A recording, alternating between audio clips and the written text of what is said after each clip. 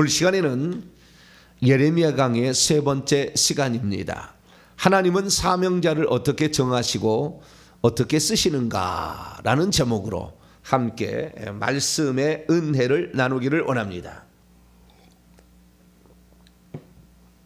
하나님께서 모든 역사를 이루어 가실 때 세 가지 방식으로 일을 하십니다. 하나는 직접 하십니다. 직접. 천지창조 직접 하시죠. 네, 직접 하시는 방식이 있고, 두 번째 방식은 천사를 통해서 일하는 방식이 있어요. 당신의 종들로서 천사를 지었기 때문에 사실 오늘 세계 역사의 모든 보이지 않는 세계는 다 천사와 귀신들이 둘 중에 하나예요. 이렇게 일하고 있는 거예요.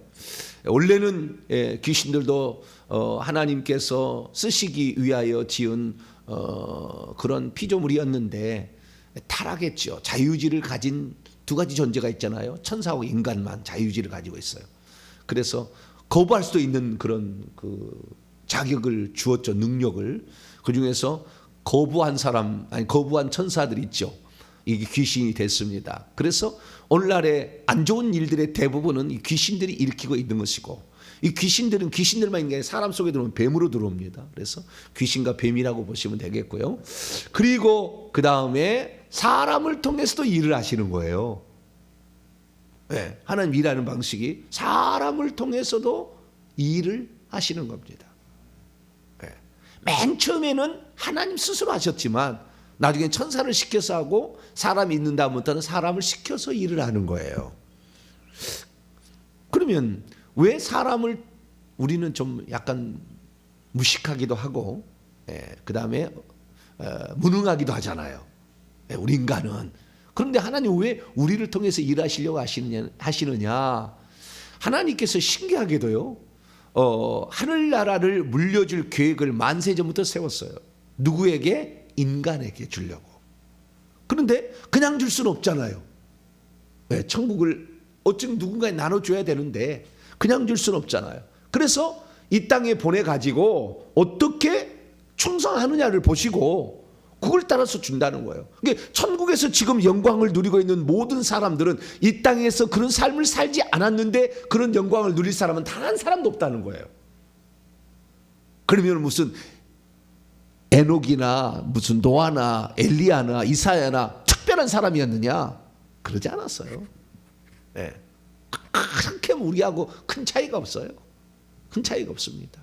네. 그렇지만 좌우지간 그들은 이 땅에서 와서 자신의 사명을 알아차리고 자기에게 주어진 임무가 있다는 걸 알고 충성해서 결국에 하늘의 영광의 그 보좌 자리나 면류관이나 천국 집을 소유하고 있는 거죠. 그래서 우리가 이 땅에서 어떻게 살아가느냐에 따라서 결정되는 거니까 너무 또 늦게 출발했다고 너무 열미할 필요 없어요. 먼저 된 자가 나중되고 나중된 자가 먼저 된다고 얘기했으니까. 그동안에 너무 악한 영이 많아서 내가 쓰임받지 못하고 지금까지 모르고 살았을 수도 있어요. 그러나 어느 날 하나님은 반드시 우리의 어떤 분량이 있으면은 살아야 될 어떤 일들이 할 일이 있으면 누군가를 통해서 알게 하셔요. 사람을 통해서, 목사님을 통해서, 설교를 통해서, 아니면 꿈을 통해서, 환상을 통해서, 예언자를 통해서, 누군가를 통해서, 아니 직접 주님이 꿈이나 환상을 통해서 직접 나타나셔가지고, 직접 나타나는 경우는 이런 극적인 일은 많지는 않아요. 인류를 이끌어갈 어떤 사람들은 그렇게 합니다. 예를 들어서 사도 바울, 사도행전 9장에 그건 예수님이 직접 나타나죠. 그런 경우는 인류 역사에 몇 명 없는 사람이 있고 예수님이 부르시고, 근데 큰일을 할 사람은 확실히 하나님이 부르시든지 예수님이 불러서요. 큰일 할 사람들은 성령이 이렇게 감동을 하는 것은 그렇게 큰일 아니에요. 성령으로 감동하는 것은. 그래서 우리의 삶에 있어서 하나님께서 우리를 불러서 일을 하신다라는 거예요. 그런데 특별히 하나님께서 이 땅에 해야 될 일이 아담과 하와의 타락으로 말미암아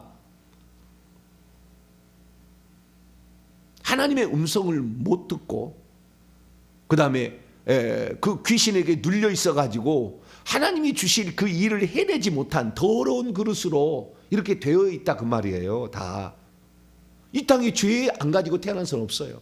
여러분, 우리가 보통 부모로부터 그 태어나게 될 때 부모 자궁에 있을 때부터 악한 영이 공격에 들어옵니다.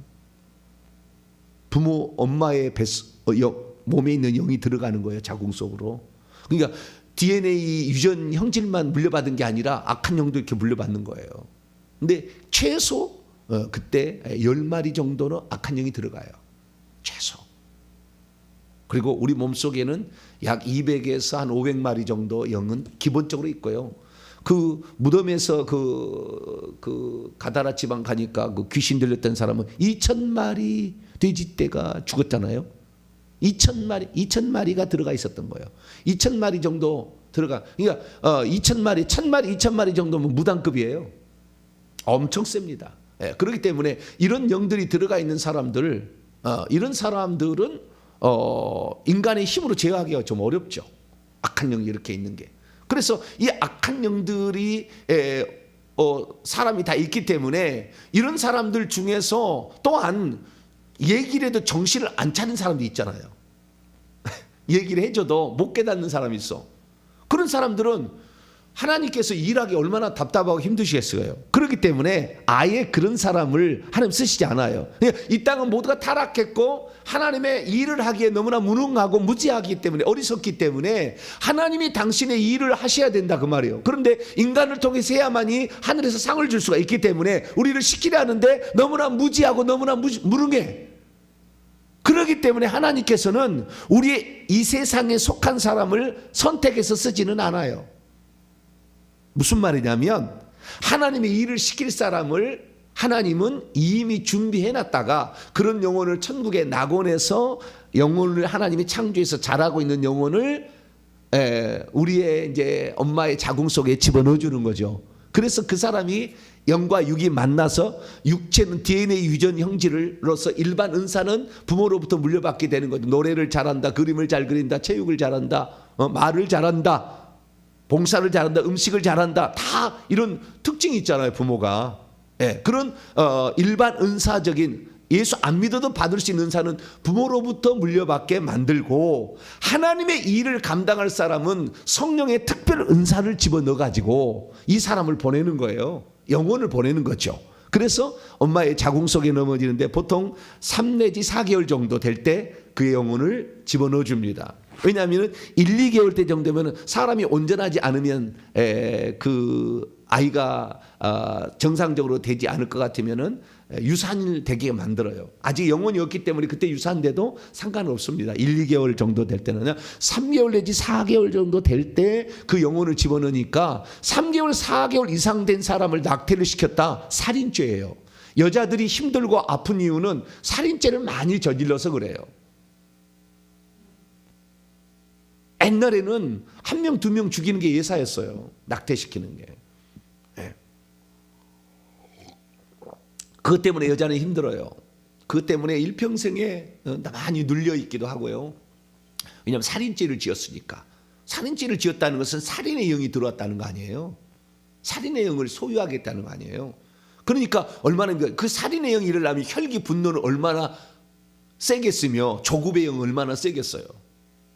그래서 하나님께서는 당신의 일을 하는데 좋은 영혼을 이 땅에 보내서 또 성숙한 영혼을 보내서 당신의 일을 하려고 하시지, 자격도 안 되는 거, 그 다음에 너무나 무능하고 얘기를 해도 말귀를 못 알아듣는 사람을 불러다가 아니야 이렇게 해야 된다 이렇게 하나님이 하실 리가 없잖아요. 그래서 하나님께서는 당신의 일을 위하여서 좋은 영혼을 이 땅에 보내되 누구에게 보내겠는가? 예를 들어서 사무엘 앞으로 왕을 세워야 되고 이스라엘 나라를 만들어야 되는데, 다윗 왕을 세워야 되는데, 쉽게 말해서 하나님 원하는 사람을 세워야 되는데 함부로 그걸 보낼 수는 없잖아요. 그럴 때 사무엘을 볼 때 어디 보느냐? 기도하는 한나 여종 속에 보내진다 그 말이에요. 여러분, 여자가 기도하는 일이야말로 보통 축복이 아니에요. 보통 축복이 아니다 그 말이에요. 그 기도하는 여자, 그렇게 해야만이 하나님께서 벌써 생명싸개로 천사를 많이 보내가지고 그 아이를 자라게 하는데, 사무엘 어릴 때부터 성전에 보내도 삐뚤어지지 않잖아요. 기도를 많이 했잖아요. 분이나 때문에, 두 번째 부인 때문에 기도를 많이 했잖아요. 그래서 그래서 기도를 많이 하는 그런 사람 집에 아무래도 보내고, 그 다음에 대대로 예수 믿는 잘 좋은 집안, 하나님을 믿는 집안의 사람으로 하나님이 쓰실 사람을 보냅니다. 대부분. 그러나 예외는 있다. 뭐는 있다요? 예외는 있다. 아주 우상숭배에 찌들어서 완전히 망할 그 집안도 때로는 보내기도 한다. 왜?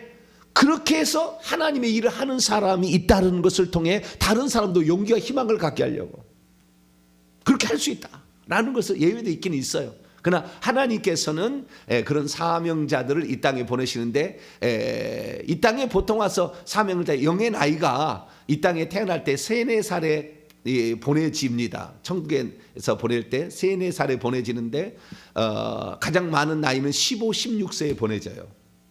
그 사람은 성숙하죠. 15, 16세의 영의 나이가 되지 않고 목사, 장로가 되면 성도들이 힘들어요. 왜? 나보다 영의 나이가 적기 때문에 맨날 투정 부리는 것으로 보입니다. 그래서 성도들이 힘들어요. 이게 목회자도 아무나 되는 게 아니에요. 아무나 됐다는 성도를 힘들게 오히려 목회자니까 순종하지만, 그래서 우리가 하나님께 쓰임받을 종들은 확실히 선택되어진다라는 것을 말하는 가장 중요한 본문이 오늘 본문이에요. 구약에는 예레미야고 신약에는 갈라디 1장의 사도 바울이에요. 그것이 어떻게 만세전부터 계획돼서 진행되고 있는지가 나와요. 그래서 우리가 이 예레미야의 사건은 보통 사건이 아니다. 마태복음 16장에 보게 되면 예수님께서 세상 사람들이 나를 누구라고 하더냐 그랬더니 뭐라고요? 세례 요한이 죽었다가 살아난 거 아닙니까? 그 다음에 선지자 엘리야라고 하는 사람도 있습니다. 세례요한과 엘리야는 그 같은 종류잖아요. 구약에 똑같이 회개를 외쳤던 그 중에 선지자 중에 하나라 합시다. 예레미야 같은 선지자나 예레미야 이름이 나와요. 자, 마태복음 16장 한번 볼까요?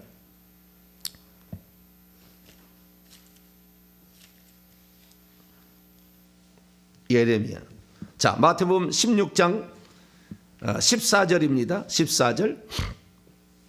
14절을 위해서 13절부터 읽어보죠. 시작. 예수께서 빌립보 가이사랴 지방에 이르러 제자들에게 물어 이르되 사람들이 인자를 누구라 하느냐 이르되 더러는 세례 요한 더러는 엘리야 어떤 이는 예레미야나 선지자들 중에 한 사람이라 라고 합디다 라고 여기 예레미야라는 이름이 거론되잖아요. 네. 그러니까 이 예레미야라는 것, 세례 요한이라는 것, 엘리야라는 것 다 사람들이 하나님이 선택해서 특별히 썼던 그런 사람들을 얘기하는 거잖아요.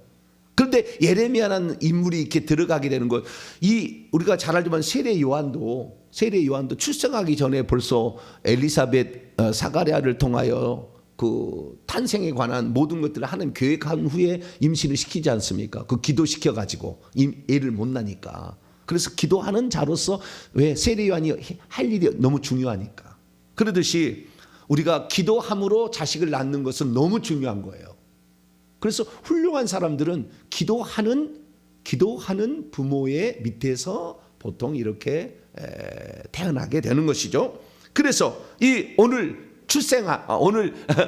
성경에 등장하는 예레미야 선지자도 선자로 하나님이 쓰시려고 하는데 그냥 보냈겠냐 이거예요.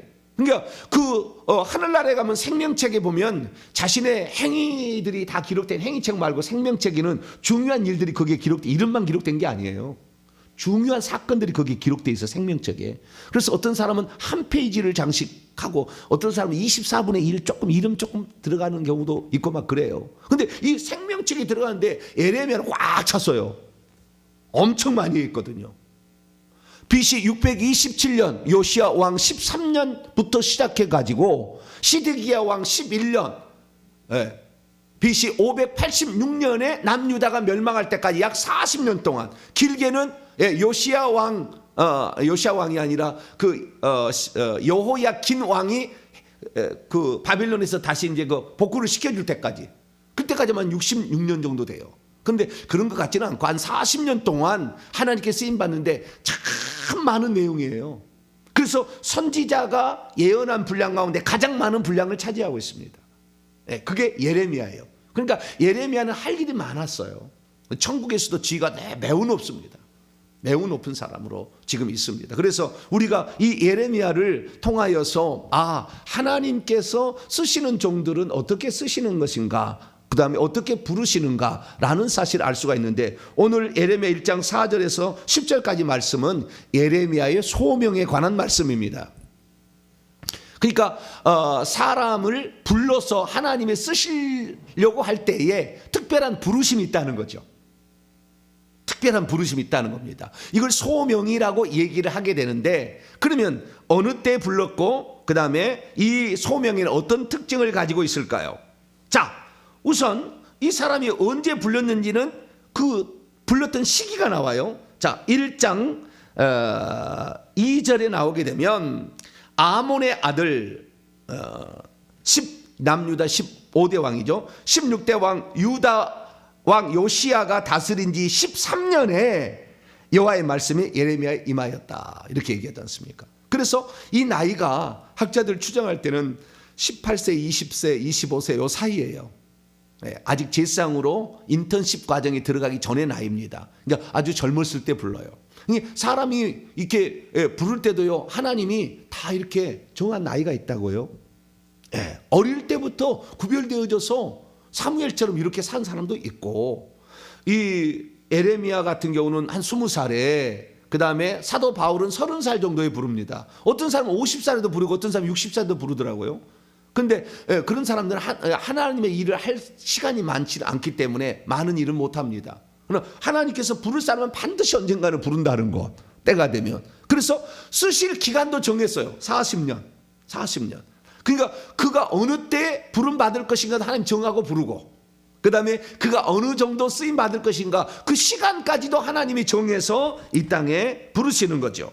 그래서 하나님의 일을 하게 되는데, 그러면은 그 하나님께서 쓰실 그 종을 언제부터 구별해 놓았느냐, 거기 나와요, 오늘 본문 말씀에. 자, 1장 5절입니다. 1장 5절, 4절, 5절 같이 한번 읽어보시죠. 시작. 여호와의 말씀이 내게 임하니라. 이르시되 내가 너를 모태에 짓기 전에 너를 알았고, 내가 배에서 나오기 전에 너를 성별하였고, 너를 여러 나라의 선지자로 세웠노라 하시기로. 그러니까 하나님이 쓰실 사람은, 사명자들은 모태에 짓기 전에 천국에서 영혼을 예비하고 있다가 배에서 나오기 전에 집어넣어서 그 다음에 나오게 한다고 해요. 그러니까 하나님의 종으로 쓰임 받을 사람은 이러한 그 선택하심과 거룩히 부르심이 있어야 돼요.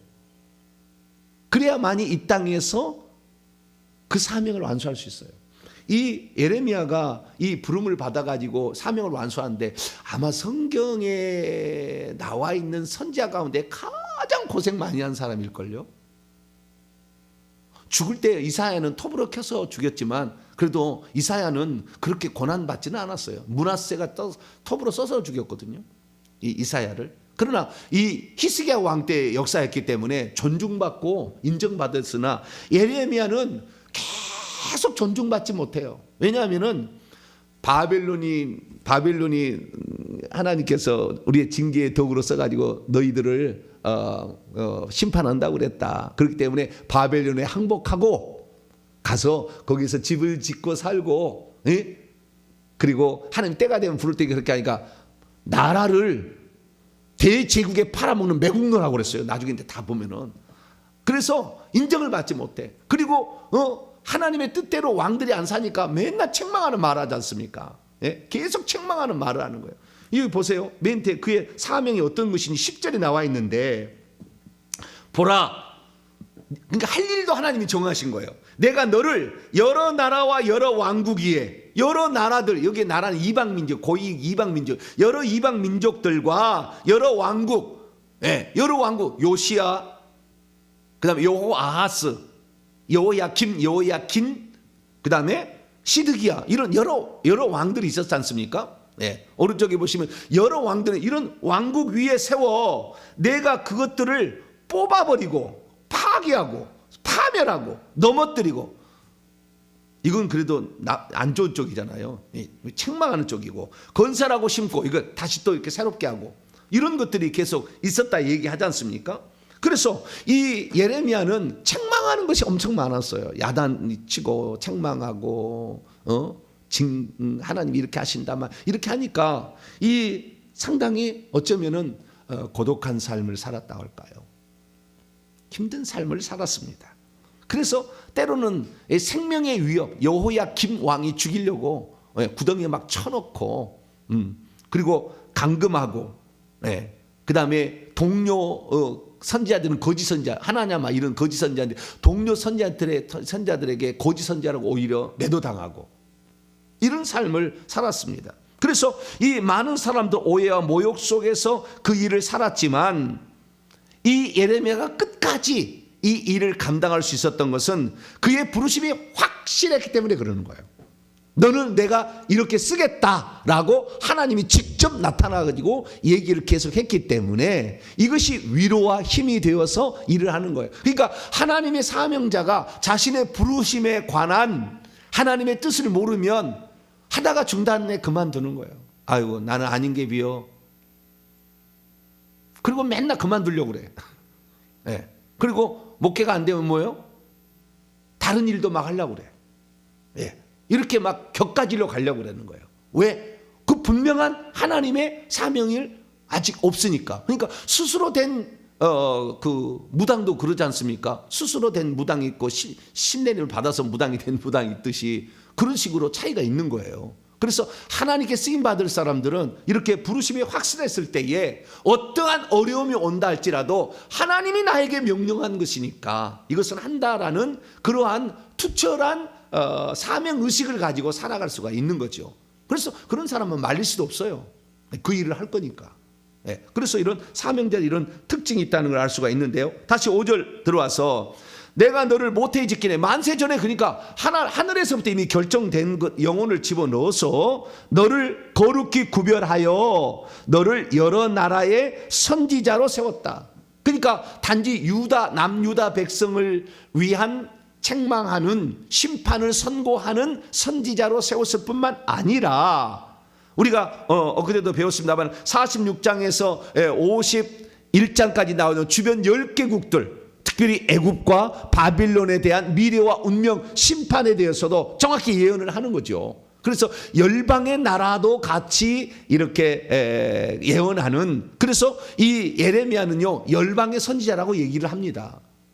보통 이 열방의 선지자는 많지는 않지 않습니까? 남유다니 북이스라엘이랄지 이런 나라를 얘기하는데 그런데 이 예레미야는 큰 그릇으로 세운 거죠. 큰 그릇으로.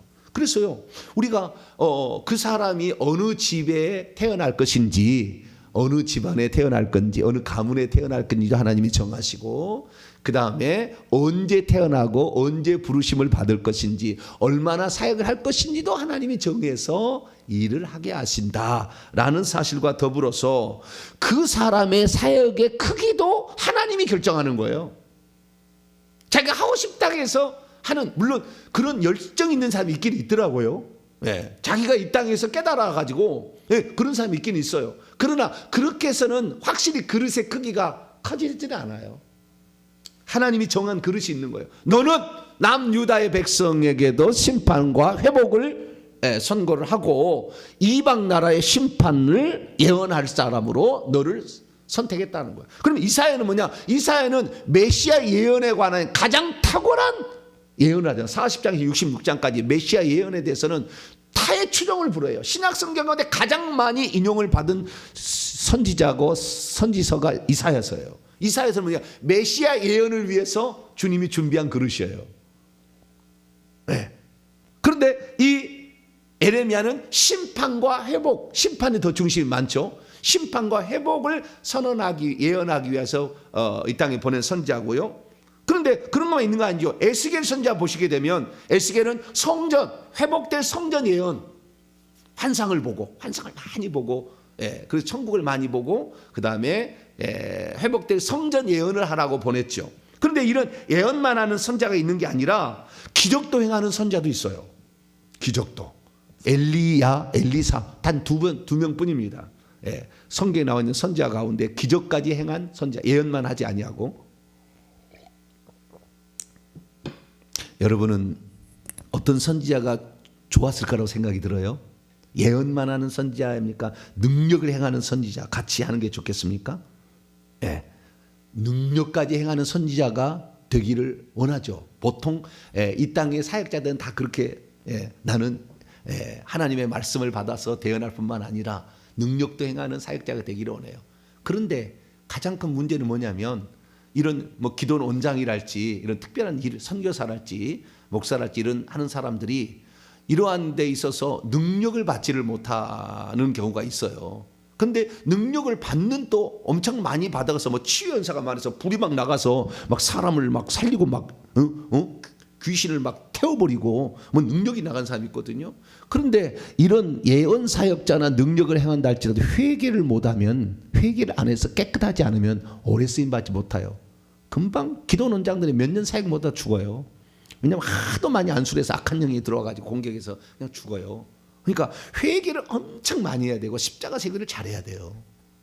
그렇지 않으면 공격받으니까. 그러니까 그 능력에 대해서 잘 모르는 이런 영적 사역자도 많고, 또한 이 예언을 대언을 하게 되는데, 하나님 말씀을 대언하게 되는데 회개를 하면 자체가 더럽기 때문에 자꾸 다 틀린 말을 얘기하는 거예요. 목사가 얘기하는데 성도들이 틀렸다고 얘기할 사람이 어디 있겠어요? 우리 목사님 항상 우리를 위해서 진리의 말씀을 한다 그러는데 일평생에 따라갔는데 잘못된 걸 들은 거예요.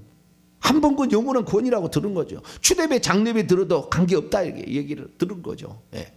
그러면 일평생에 예수 믿는 사람이 뭔 죄를 짓겠어요? 그러나 그 신학적 사고가 잘못된 걸 들어버리면 한번 그렇게 딱 그 고정화되면 이거 깨부시기 어렵거든요. 그러니까 얘기를 안 들어요.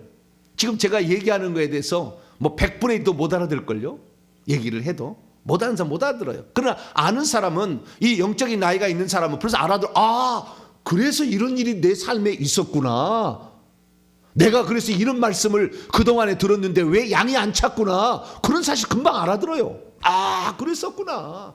하나님이 나를 기도시키기 위하여, 그 사역을 위해서 이 동역자로 섬기기 위하여 나를 이렇게 준비했었구나. 금방 알아들어요. 그런데 얘기를 해도 못 알아듣는 것은 이 사람이 그릇이 적으면은 아무리 얘기해도 안 들으는 거예요. 그런데 어떤 사람은 그래요. 자기 남편이 신앙이 안 좋기 때문에 남편이 그런 영적으로 깨어있는 교회는 무서워서 못 가겠다고 그냥 가도 졸립기도 하고 평안하기도 한 그런 교회에 가면은 평안한 교회 있잖아요. 그렇죠? 3분의 1이 졸더라고 내가 보니까. 남자들은 교회 오면 3분의 1은 졸아. 그런 교회 나가고 싶다고. 그 교회 가면은 예배 시간도 길지, 맨날 책망하지, 회개하라고 그러지. 그 교회는 안 간다고. 그리고 다른 교회 갔는데 그거 따라가 보세요. 같이 망해버리는 거예요. 영적인 세계는 위로 올라가야지 아래로 내려가면 망합니다. 반드시 망하게 돼 있어요. 막이 확 잡아버립니다. 그런 사람들. 영적으로 깨어있지 않는 교회를 찾아가는데 하나님이 오냐, 내가 그 남편 구원시켜주마. 절대 그러지 않아요. 내가 영적으로 끌어가야지. 강한 자가 약한 자를 끌어가는 것이지. 약한 자에게 자기가 강한 자가 맞춰주면 망하는 길을 선택하는 건데 많은 사람이 몰라. 그래서 내 남편이 그 교회에 좀 짧게 예배드리는데 그런 게 그냥 간단히 그냥 빨리 갔다 올 수 있는 그런 게 나가자고. 그래서 그렇게 가는 거예요. 아니 일주일에 한 번 예배 드리는데 그 시간이 아까워가지고 천국 가겠어요? 그런데 그런 사람을 따라가서 그 사람을 영적 리더로 알고 너를 살리기 위해서 간다. 힘든 거예요. 여러분들 앞에서 끌어가게 되길 축원합니다. 모든 집안에 남자든 여자든 영적 가장이 있어요. 그 가장은 그 가문을 살리라고 아브라함처럼 선택한 거예요. 그런데 믿음 약한 자를 쫓아가면 되는 것입니까? 그거 아닌 거예요. 그래서 우리는 정확히 알아야 되는데 이런 그릇의 크기도 하나님께서 다 정하신다는 거예요. 너는 남유다만을 위해서 선포하는 것도 아니고 1, 2년만 하는 것도 아니고, 다른 사람은 그런 사람도 있지만 너는 40년 기간 동안에 너는 해야 된다 이게요. 그릇의 크기가 커요. 열방까지도 너는 다 예언해서 그들로 하여금 그 하나님 모든 이방 나라에까지 주관하는 자가 하나님임을 선포하라. 모세는 애굽의 대제국 가서 그냥 10가지 재앙으로 쳐버리잖아요. 그릇이 크기가 틀린 거죠. 그래서 그렇게 담대하게 이렇게 할 수 있는 것은 그릇의 크기도 이렇게 다르니까 그런 것이죠. 그래서 이 예레미야 선지자를 통하여 하나님께서는 세상 모든 나라의 주권은 하나님이 주관하신다. 할렐루야. 그것을 알리라 이렇게 얘기한 거예요. 그대로 됐어요. 그대로 되는 거예요. 네. 그리고 그 다음에 마지막으로 사역의 방법도 하나님이 정하시는 거죠. 사역의 방법, 너는 예언하라. 아까 얘기했듯이 너는 예언하라. 예언도 어떤 사람은 심판이에요, 어떤 사람은 회복 예언, 어떤 사람은 메시아예요, 어떤 사람은 성전 환상의 뭐 예언, 미래에 되어질 예언 이렇게 하지만 어떤 사람은 기적까지 이렇게 하는 사역의 방법까지도 어떻게 하라고 다 하나님이 정하시는 것이죠. 근데 예언을 하든 아니면 능력을 행하든 간에 반드시 회개가 동반돼야 된다는 것이 필수다 이거예요. 회개가 안 되기 때문에 어떤 사람은 사역자가 예언만 하는 사역자가 있어요. 돌아다니면서 교회 돌아다니면서 예언해 주는 사역, 무슨 권사님 이런 분들 있잖아요. 예언만 해주는, 대부분 가짜예요. 99%는 가짜라고 보시면 돼요. 하나님은 그 주의 종의 권세 아래 있지 않는 사람을 쓰지 않아요. 영적 질서라는 게 있거든요. 네. 그래서 그렇게 돌아다니면서 막 어디 가는 기도하는데 그가 안수 한번 받아보고 기도 한번 받아보고 돈 봉투 갖다가 바치고 있잖아요. 100% 실패해요. 하나님 그렇게 쓰지 않아요. 왜냐하면은 그 사람이 진정 한 40년을 회개를 해가지고 기도를 했다 그러면은 기도 논장할 거예요. 그러지 돌아다니지 않아요. 그 영적인 어떤 하나님이 세우실 분량이 있는데 그 분량을 채우지를 못해요. 그래서 우리가 함부로 예언 받아서도 안 될 뿐만 아니라 그 예언이 이루어지지도 않는다. 그걸 아셔야 돼요. 그래서 회개를 많이 하는 것이, 예언 몰라도 돼.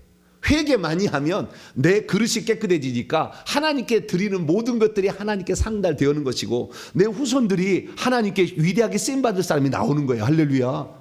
그러니까 나는 아무것도 몰라도 나는 회개하고, 나는 그런 주의 종의 어떤 사명자의 반열에 안 들었다 할지라도 사도 바울의 협력함으로 말미암아 누가나 디모데나 엄청난 하늘에서 큰 상을 받듯이 그렇게 나는 협력하는 것으로도 하나님께 쓰임받은 것도 엄청 귀한 일이거든요.